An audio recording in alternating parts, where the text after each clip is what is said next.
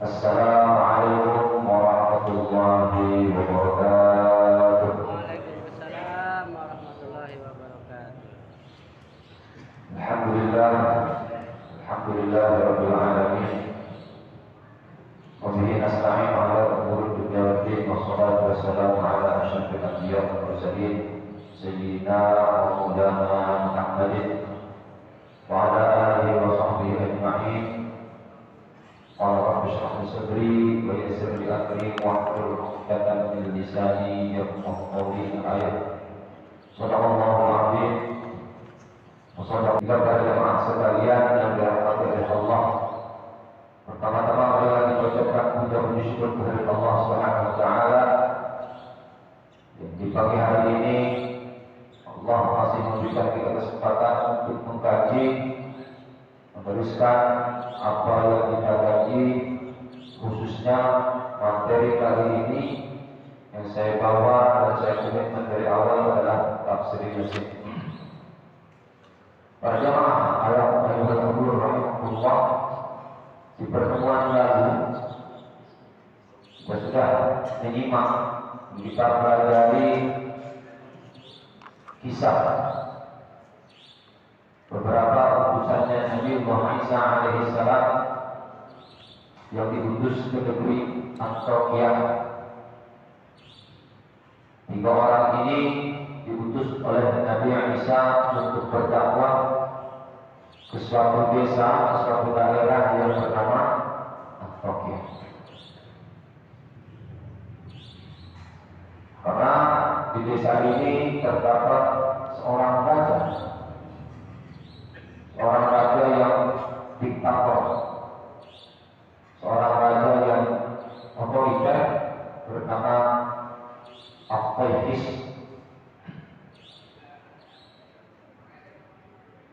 Singkat cerita, berangkatlah kedua orang yang bernama Shadiq dan Masduq. Dalam versi lain adalah Yohanes. Berangkatlah kedua orang ini untuk berdakwah ke desa itu. Sesampainya di pinggiran kota Antioquia, bersetelah kedua orang utusan Nabi Isa ini dengan seorang yang sudah tua renta yang bernama Habib An-Najjar. Singkat cerita, dalam pertemuannya kedua orang ini mengajak Habib An-Najjar untuk masuk ke agama yang mereka bawa. Karena merasa tertarik, akhirnya Habib An-Najjar meminta bukti ayat bahwa kedua orang yang diutus Nabi Isa alaihi salam membawa ajaran yang benar. Nah, ini sudah maklum di kalangan para rasul itu harus ada dalil, bukti yang menunjukkan kerasulan mereka berdua. Akhirnya karena Habib An-Najjar ini menderita suatu penyakit yang sudah 8 tahun lamanya diderita namun tak kunjung sembuh dalam satu versi, atau dalam versi yang lain, riwayat yang lain, bahwa Habib An-Najjar memiliki seorang anak yang juga tak kunjung sembuh. Akhirnya Habib An-Najjar meminta bukti agar penyakit yang dideritanya selama 8 tahun ini agar diobati oleh kedua utusan Nabi Isa. Kita cerita dengan berkah doa keduanya sembuhlah penyakit yang dideritanya. Padahal sudah sekian lama, sudah bertahun-tahun Habib An-Najjar yang dulu adalah seorang penyembah berhala berdoa kepada berhalanya agar disembuhkan segala macam penyakit yang dia derita, namun tak kunjung sembuh. Namun pasca kedatangan kedua orang utusan Nabi Isa, serta penyakit yang dideritanya sembuh. Masyhurlah kemudian kabar tersebut ke pelosok-pelosok negeri Antioquia, hingga akhirnya didengar oleh raja diktator yang bernama Apheitis. Setelah ketahuan Akhirnya sang raja meminta kedua orang utusan Isa ini untuk mendatanginya. Namun ketika keduanya mendatangi Raja Ahmadis,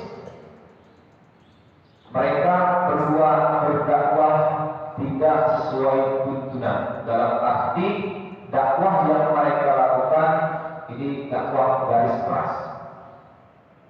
Baru ketemu sang raja, itu raja langsung dimaki-maki.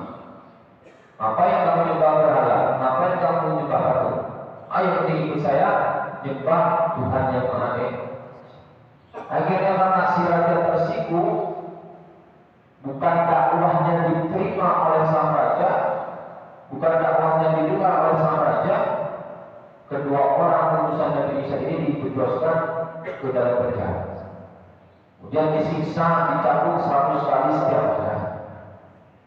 Karena dakwahnya tidak pakai, tidak sesuai anjuran. Akhirnya karena mendengar bahwa dua orang utusannya Nabi Isa itu ditangkap dan dipenjara, lantas kemudian Nabi Isa alaihissalam mengutus pimpinan Hawariyin yang bernama Syahun. Dalam versi Kristen yang disebut Sheman. Setelah mempelajari kejadian-kejadian yang dialami oleh kedua temannya, akhirnya Syahun ini mendatangi istana, tapi dengan cara yang lebih halus lagi, dengan cara pendekatan kultural, dengan cara pendekatan personal. Mulai dari tukang masak istana, mulai dari istilahnya penjaga-penjaga istana, semua diakrabi hingga akhirnya sampai bahkan Syahun ini juga mengikuti peribadatan yang dianut oleh masyarakat sekitar, yaitu menyembah berhala. Yang tujuannya adalah untuk menipu, untuk turun kepada mereka bahwa agar mereka berpandangan bahwa Syahun ini bagian dari mereka. Singkat cerita, bertemulah Syahun dengan kedua utusan. Ditanya, kenapa kamu ini masuk penjara ini, kenapa? Dan cerita, akhirnya dimarahi. Kedua kawannya itu, kedua bawahannya bernama Sodik dan Masuk, ini dimarahi oleh Syahun karena dakwahnya yang keras. Kan? Dalam Quran dikatakan Nabi Muhammad pun mendapat teguran dari Allah, walaupun bapak dan walidul qalbi dan faktumin ya Muhammad, kalau engkau keras hatinya, lakukan tuh halik, orang musyrik itu akan lari, bukannya malah mendengar dakwah kamu, mereka akan lari. Lantas Syahun ini memperumpamakan kejadian tersebut dengan kisah seorang anak yang baru lahir, kemudian oleh ibunya diberi makan roti. Ini kan dakwah. Tujuannya bagus untuk pertumbuhan sang anak, tapi caranya yang tidak pas. Tujuannya bagus biar anaknya cepat besar, tapi caranya yang tidak pas. Bukannya si anak tumbuh malah mati, karena memang belum waktunya. Itu pun sama dengan dakwah yang dilakukan oleh dua orang utusan Nabi Isa. Tujuannya baik, namun dengan cara, dengan metode yang tidak baik, akhirnya tidak tersampaikan. Apa yang menjadi tujuan pokok diutusnya mereka berdua oleh Nabi Isa tidak tersampaikan dengan baik dan tidak dicerna dengan baik. Ya, dipertemukanlah kedua orang ini dengan si raja. Karena akrab nih. Mungkin kalau jamaah yang ikut kajian sebelumnya tahu kisah apa yang melatar belakang. Dipertemukan, jika cerita, akhirnya raja itu karena dakwah Syahun dia lemah lembut dan melakukan pendekatan personal, akhirnya si raja itu masuk ke dalam agama Islam. Itu kesimpulan dari pengambilan sebelumnya. Pada saat ini, pada kali ini kita akan melanjutkan ayat selanjutnya. Ini surah Yasin ayat 15. Namun sebelum kajian ini kita mulai, marilah kita baca suratul Fatihah. Pahalanya ditujukan kepada baginda Nabi Muhammad SAW, sahabatnya, tabi'in yang semoga pahala bacaan suratul Fatihah juga sampai kepada kita. Semoga ilmu yang kita pelajari di hari ini dan hari-hari yang lain menjadi ilmu yang barakah, manfaat di dunia wal akhirah yang dapat diamalkan sehari-hari. Ala hadhihi yang ala kulli niyatin shalihah. La hadratin Nabi sallallahu alaihi wasallam. Al-Fatihah. Bismillahirrahmanirrahim. Alhamdulillahirabbil alamin arrahmanir rahim maliki yaumiddin. Iyyaka na'budu wa iyyaka nasta'in ihdinas siratal mustaqim. Siratal ladzina an'amta 'alaihim ghairil maghdubi 'alaihim waladdallin. Bismillahirrahmanirrahim. Faqalu inna ilaikum mursalun. Qalu ma antum illa basharun mithluna. Wa ma anzala ar-rahman min syai'in in antum illa takdzibun.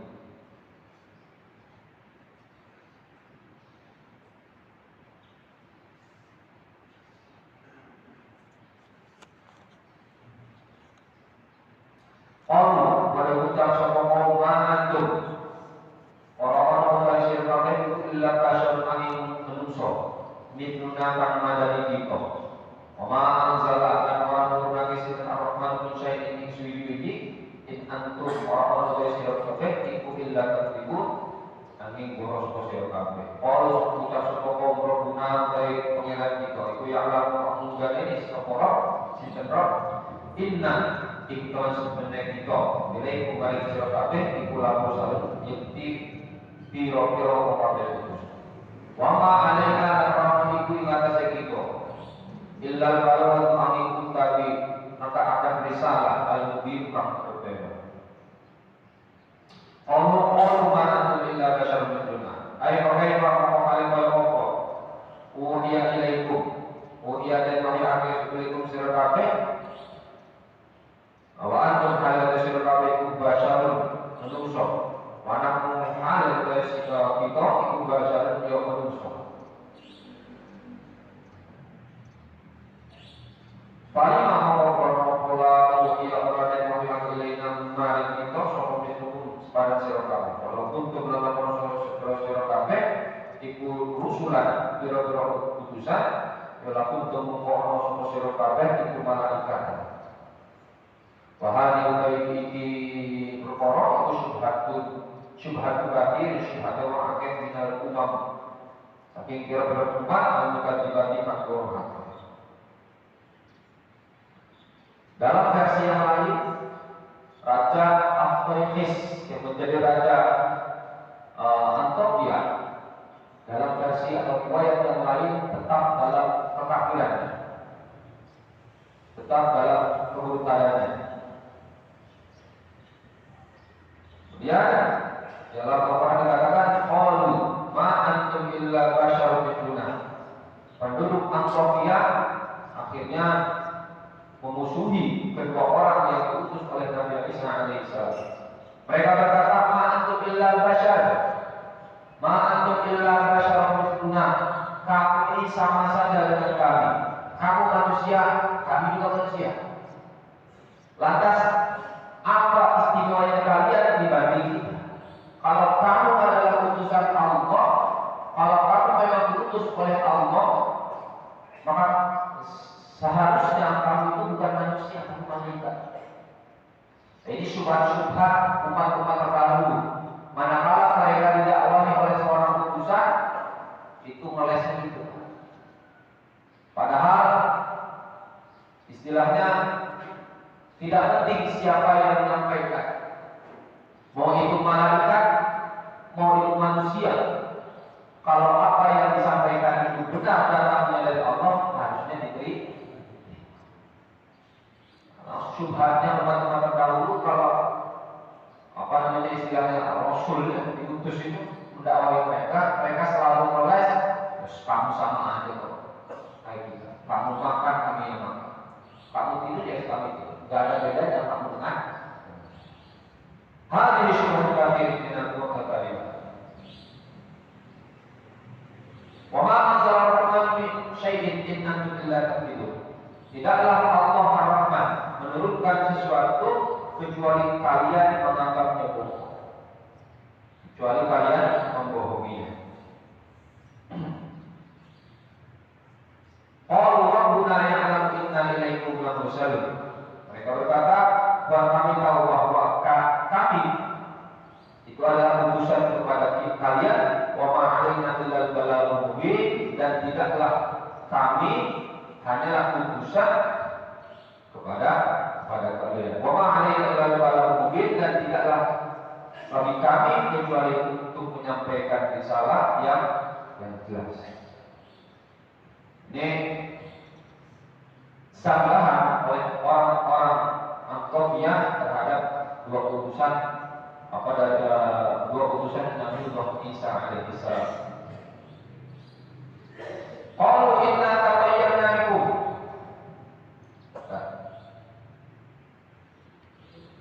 Ini qala al-fasirun ba'da Isa alaihi salam rasulun min al-hawariyin ila Madinah Antiokhia falamma qadima min Madinah ra'aya syaitan ya'radu kama.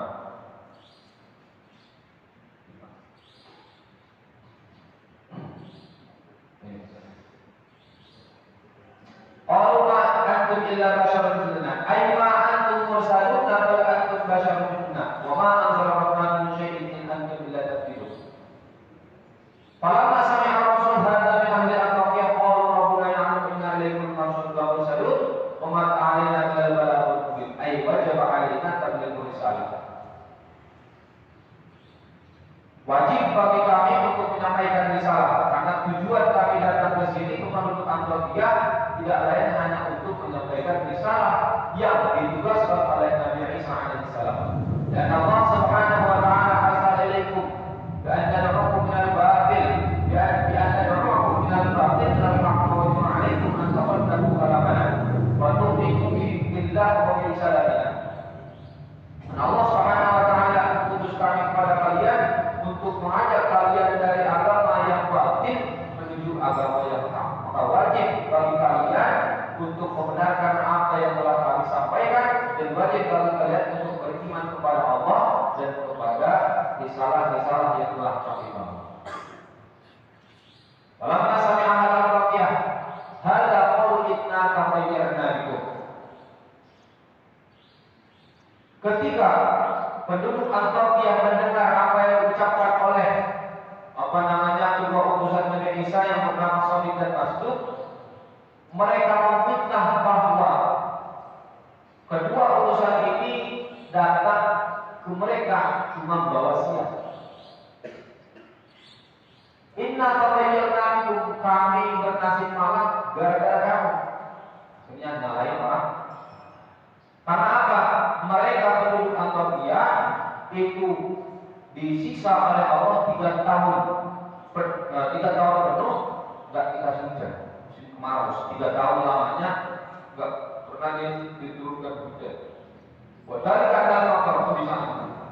Maka surat bainahu amrul mukhalifah wa qalu ma asabatna hadhihi baliyah illa bi syuqqi qulubikum. Mereka terkena musibah ini karena kedatangan daripada kedua utusan Nabi Isa. Jadi selama 3 tahun penuh tidak pernah hujan itu tidak pernah turun, dan banyak sekali penyakit-penyakit yang beraneka macam itu menjangkiti mereka.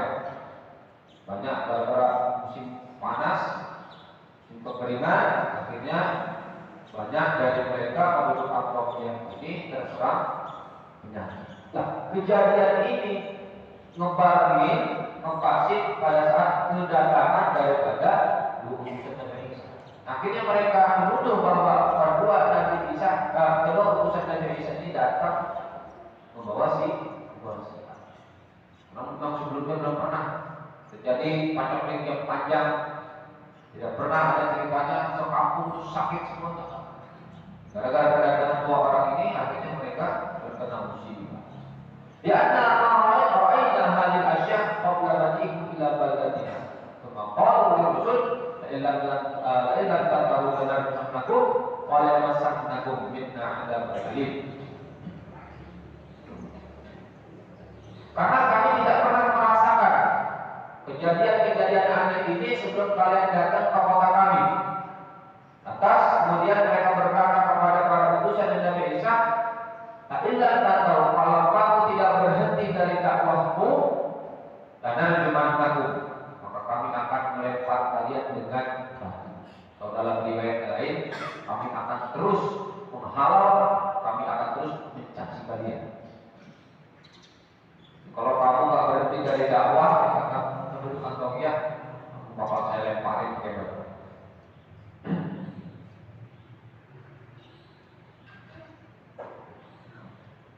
Walayamassannakum minna 'adzabun alim, dan kami akan dan walayamassannakum minna 'adzabun alim, dan kalian akan mendapatkan siksa yang pedih dari kami. Ya, mereka para utusan Nabi Isa menjawab, "Qa'ilukum ma'akum." Kesialan, kemalangan, nasib sial, nasib malang itu karena apa yang kalian lakukan itu. Karena apa yang kalian lakukan itu adalah apa yang kalian berbuat. Jadi banyaknya musibah, kemudian kekeringan yang berkepanjangan, itu bukan karena kedatangan kami, kata kedua orang ini, bukan karena kedatangan kami ke desa kalian. Coba kalian introspeksi diri, ada kesalahan apa di diri kalian? Oh, ya aku kemalangan nasib sial itu karena sebab kalian. Ai asabakum syukukum bi kufrikum wa bi kadhibikum, yakni asabakum syukur. Gara-gara kemalangan nasib sial itu menimpa kalian karena kekufuran kalian, karena kebohongan yang telah kalian lakukan. Ini tukirtum bal antum musyrikun. Ini tukirtum, kalian diberi peringatan antum kaum musyrikun, bukan kalian adalah orang-orang yang melampaui batas. Waja'a min aqsal Madinah, waja'a min aqsal Madinah rajulun yas'a qala ya qaumi ittabi'ul mursalin ittabi'u man la yasluku ajruhum. Karena banyaknya penolakan dari penduduk Antioquia pada dua orang utusan Nabi Isa, akhirnya mereka diancam. Dua orang ini diancam akan dibunuh, akan dilempari dengan batu sampai mati. Mendengar kabar bahwa kedua orang utusan Nabi Isa ini diancam oleh penduduk Antioquia, Habib An-Najjar yang pertama kali menemui mereka datang.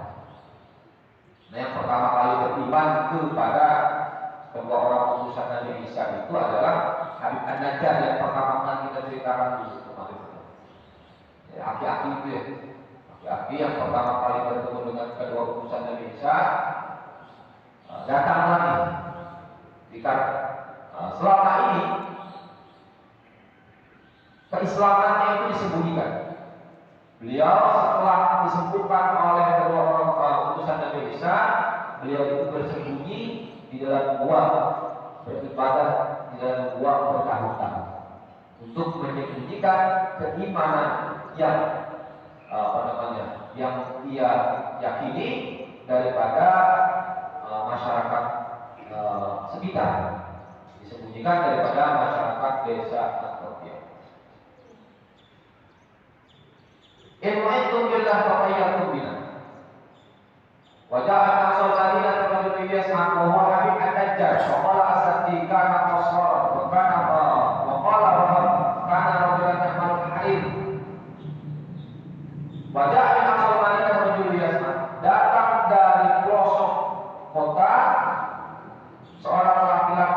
berjalan. Mana laki-laki ini adalah An-Najjar. Najjar itu artinya tukang baju atau qassar. Profesi beliau itu ada yang mengatakan beliau itu tukang baju, ada yang mengatakan tukang jahit. Qassar itu kan asal katanya qasrun. Qasrun itu pendek, maksudnya tukang motongin baju. Ada juga versi profesi beliau Habib ini yang melalui kain, tukang buat kain ciprat. Apapun latar belakang profesi beliau pada saat itu datang, padahal rumahnya itu di pelosok kota, ujung sekali, di pojok kota.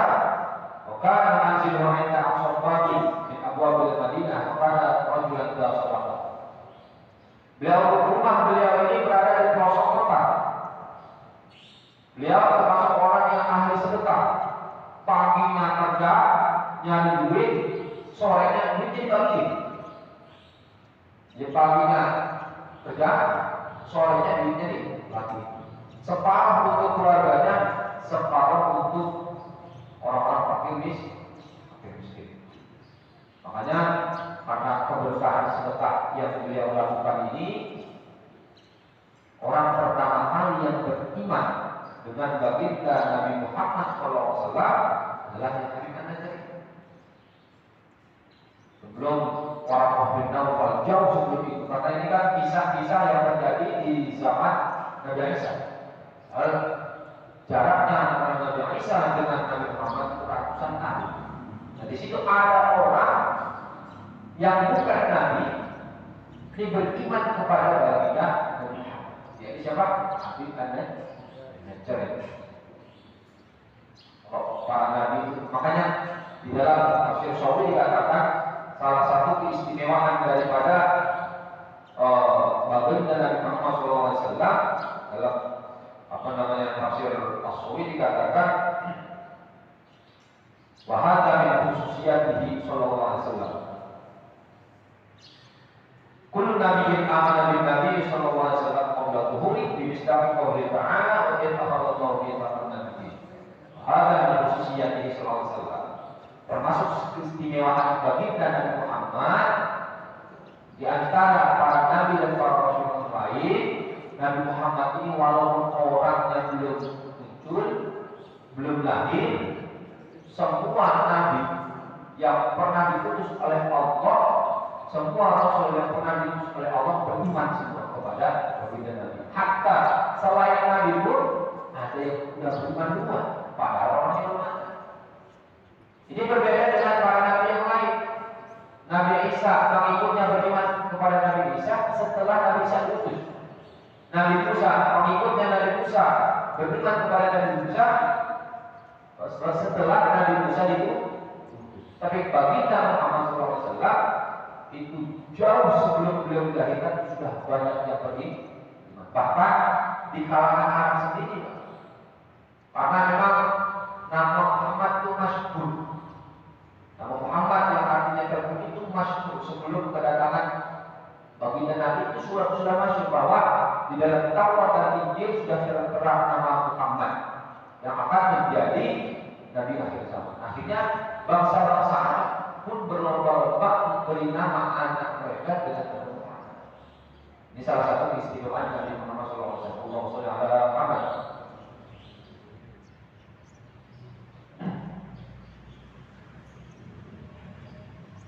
Wa kana ta'ala Rasulullah sallallahu alaihi wasallam kasbihi mustaqim bil Quran.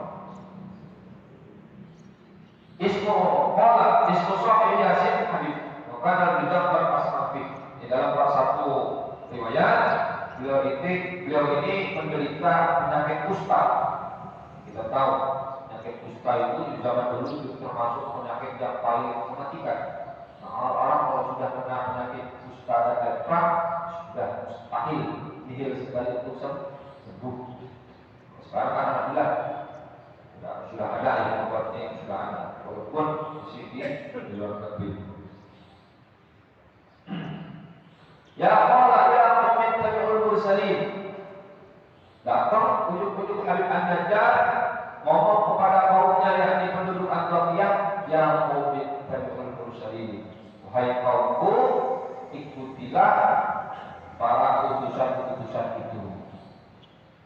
yauman la yastaridu ajrallah adun.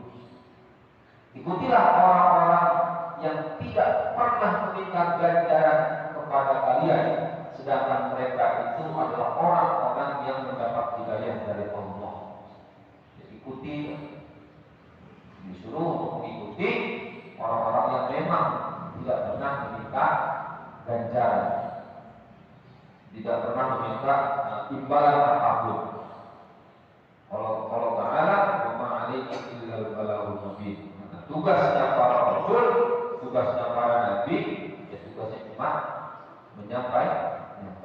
In ajriya illa 'ala Allah, pahalanya biar akhirat, balasannya, bayarannya biar Allah yang wa ma ya'lamu alladhi fatarani wa ilayhi turja'un. Wa ma ya'lamu alladhi fatarani. Kenapa aku tidak menyembah Zat yang telah menciptakannya? Wa ilayhi turja'un, dan kepadanya lah kalian dikembalikan. Maka apa yang menghalangi itu untuk menyembah Zat yang memang telah menciptakan? Ini adalah satu ayat yang mengindikasikan makna tawakal kepada Allah. Karena ada beberapa keterangan yang metode tawakal, cara tawakal itu Allah pun realistis. Kita akan disuruh tawakal kepada Allah, dan Allah pun realistis. Gimana caranya tawakal? Sudah ujuk-ujuk setelah benar pengajian harus tawakal, punya pulang ke masyarakat. Allah pun realistis. Sini dikatakan bahwa anda amil al aqsam talata. Zakarna amiran awal amil yaqulullah li qawmi ilah malika.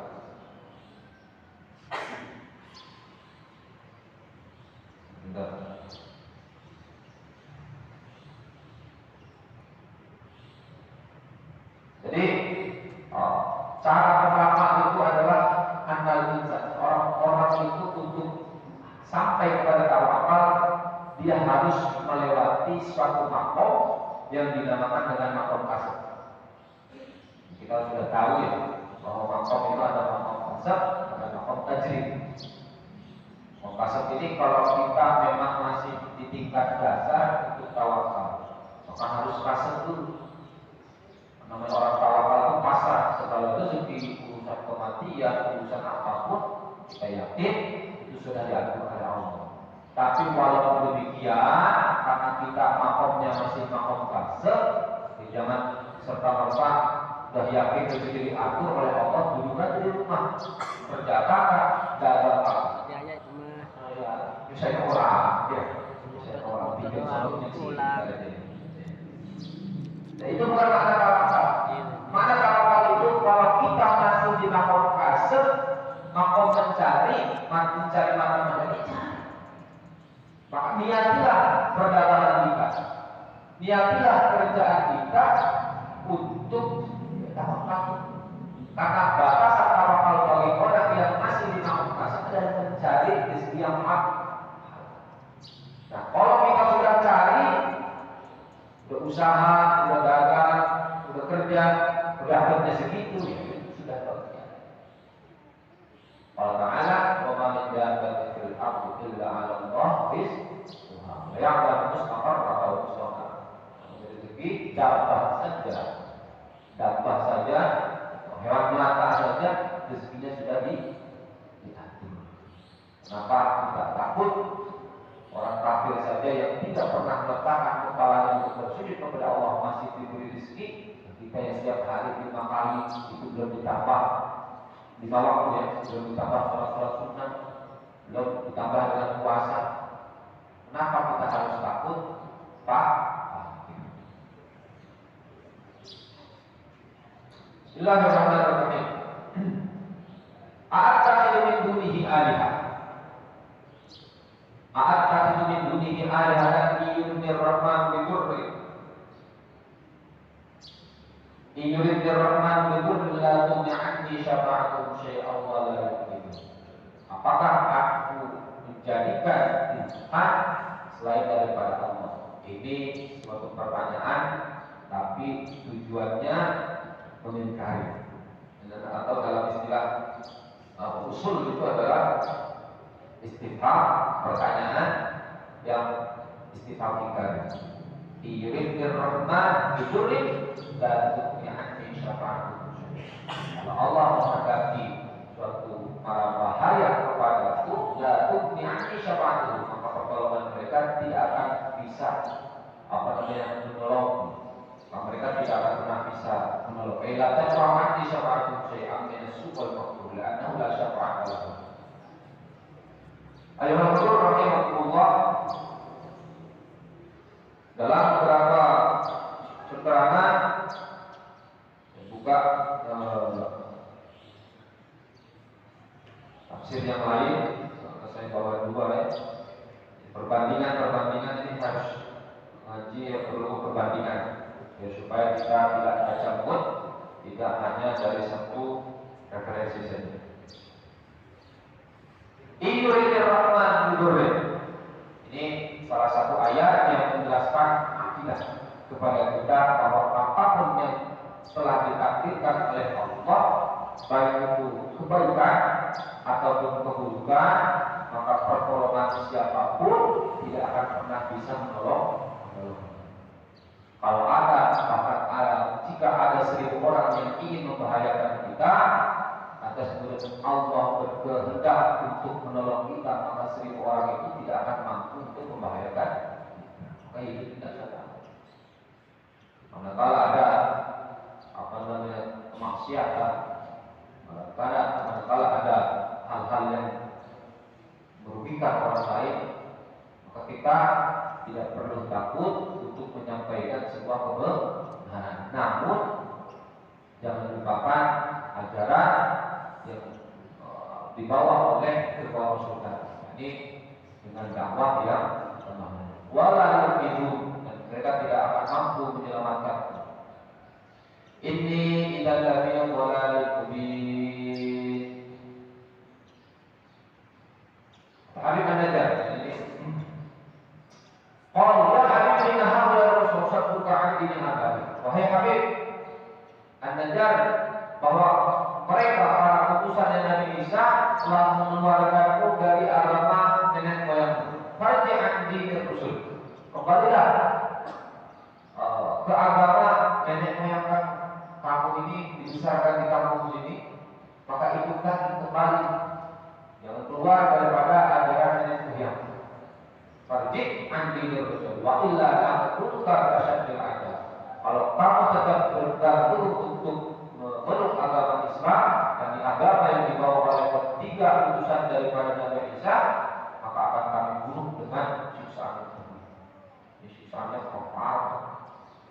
Bukan di dalam kitab Ibnu Katsir dikatakan saking pedihnya siksaan penduduk Antioquia, bahkan mereka penduduk Antioquia itu menginjak-injak, apa istilahnya, dipukulin lah oleh kita, sampai hatta kharaja qassahu itu, sampai tulang iga itu.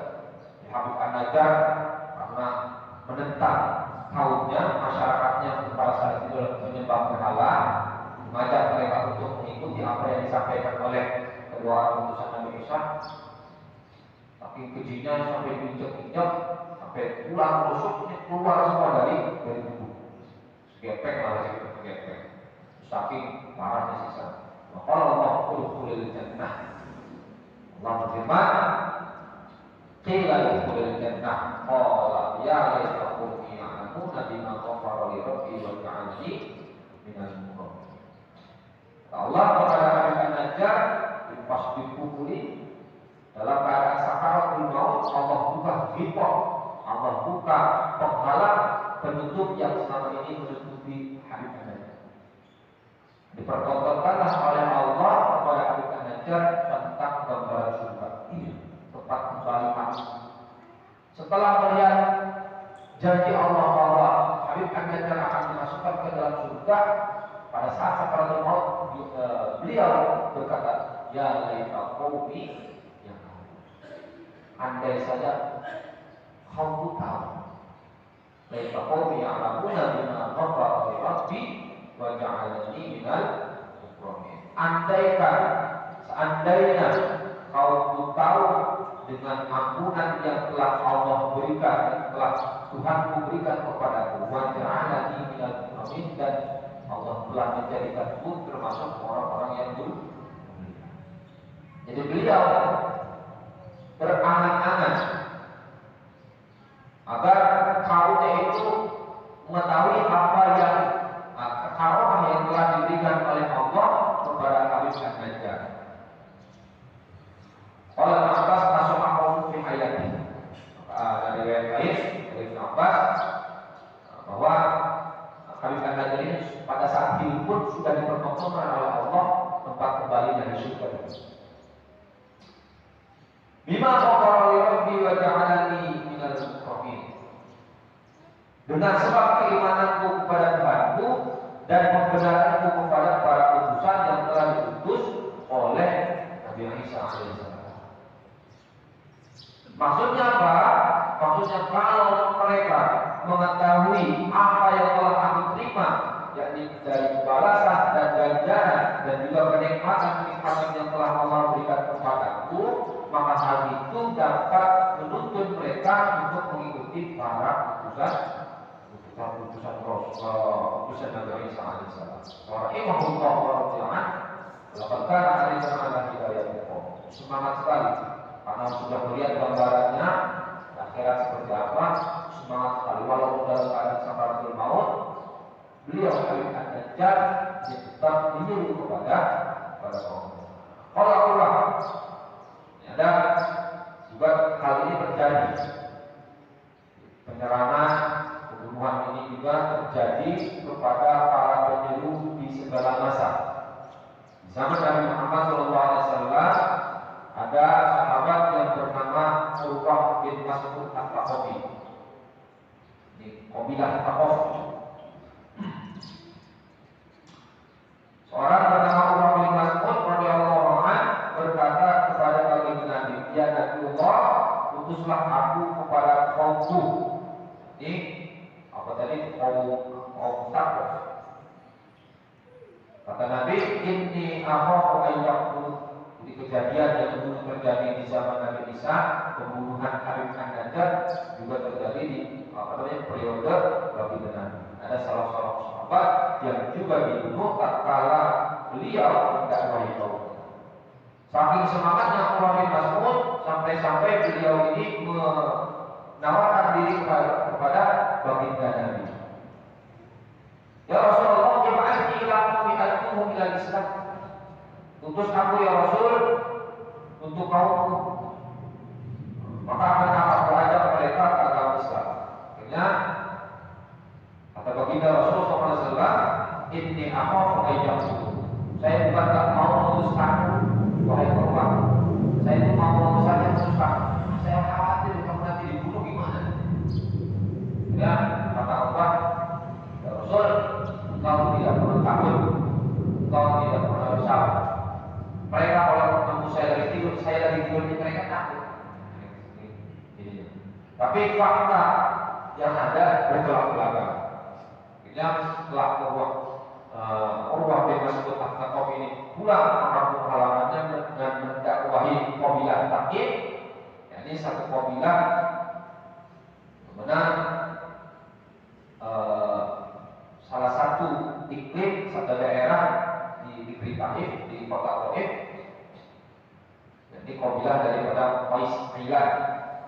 Faqala ya masyarakat Taqif, innal lata la lata wa innal uzza la uzza. Aslimu taslimu ya masyarakat Ailan, innal uzza la uzza wa innal lata la lata aslimu taslimu. Setelah sampai ke kampung halamannya, dakwah. Teriak-teriak di masyarakatnya, di kampungnya. Sesembahan mereka yang bernama Lata Uzza itu dicaci maki. Ngapain kamu menyembah Lata dan Uzza? Lata itu tidak punya kehormatan, Uzza itu tidak punya kemuliaan. Batu pokok sembah, dari segampangan itu, batu pokok sembah. Akhirnya Kalau itu merasa dilecehkan dan apa yang diucapkan oleh Urwah bin Mas'ud dan dibunuh. Banyak kisah-kisah yang istilahnya kisah-kisah yang memotivasi kita untuk dakwah. Tapi yang perlu kita perhatikan adalah dakwah dengan cara yang lemah lembut. Bima rahmatin Allah lintalahum. Allah berfirman, bima rahmatin min Allah lintalahum. Sebab rahmat dari Allah, engkau Muhammad berbuat lemah lembut kepada mereka. Dulu pernah ada seorang ustaz dakwah cerita kepada Harun al-Rasyid, ya Khalifah, uridu an ansahak fa'asyad. Wahai Khalifah Harun al-Rasyid, saya pengen beri nasihat ke kamu, tapi saya itu orangnya ekstrim, saya itu karakternya keras. Akhirnya kata Khalifah Harun al-Rasyid, dia mengatakan, dulu pernah ada orang yang lebih baik dari kamu diutus kepada orang yang lebih buruk dari saya. Itu pun Allah berfirman, dalam Al-Quran itu dikatakan, keduanya itu adalah Nabiullah Musa dan Nabi Harun. Nabi Musa dan Nabi Harun adalah manusia terbaik karena memang beliau adalah Nabiullah, diputus untuk menemui Fir'aun. Kalau anak aku dalam qaulan lain, itu pun Nabi Musa dan Nabi Harun diutus oleh Allah kepada Fir'aun dan berkata, aku dalam qaulan lain. Kalau ngomong sama Fir'aun yang pelan-pelan, jangan sampai gitu. La'allahu yatadzakkar aw yakhsha. Ayyuhal rahimahumullah, dari kisah-kisah yang saya ceritakan dan saya riwayatkan, barangkali ada yang bermanfaat bagi para jamaah. Saya simpulkan bahwa apalagi sekarang sudah musim politik, hati-hati dengan politik. Islam pun berpolitik, namun politik kemanusiaan. Jangan sampai istilahnya kita bawa ranah agama ini pada politik praktis. Sudah tidak musimnya, sudah tidak musim bahwa politik praktis di dalam ranah agama Islam. Jadilah kita masyarakat yang lebih cerdas, yang bisa memilih dan memilah mana yang baik untuk kita dan mana yang buruk untuk kita. Berdasarkan kisah yang kita ambil, kesimpulannya bahwa dalam dakwah pun harus punya strategi. Tidak bisa sembarangan dakwah. Kadang ada hal yang baik tujuannya, dengan cara yang salah maka salah juga. Fikih itu tiga yang perlu diperhatikan dalam dakwah. Yang pertama niat, yang kedua fi'lu, yang ketiga adalah aktifah. Niatnya baik, yang dibuat, yang dilakukan baik, tapi konsekuensinya buruk, maka itu niatnya baik, yang dikerjakan buruk, konsekuensinya baik, itu tidak. Contoh, niatnya baik, santri pulang rumah membutuhkan bacaan, misalnya sering guru saya meriwayatkan itu. Santri pulang, kalau dia ahli qiraah untuk qiraah, ternyata imamnya bacaannya banyak salah. Kemudian besoknya saya yang imam batin. Ini tidak. Caranya baik, yang dilakukan baik, tapi konsekuensinya tidak baik, maka imam seperti ini juga tidak diperbolehkan. Ada Allah wa iyyakum ajma'in, wallahu al-muwaffiq ila aqwamit thoriq. Assalamualaikum warahmatullahi wabarakatuh.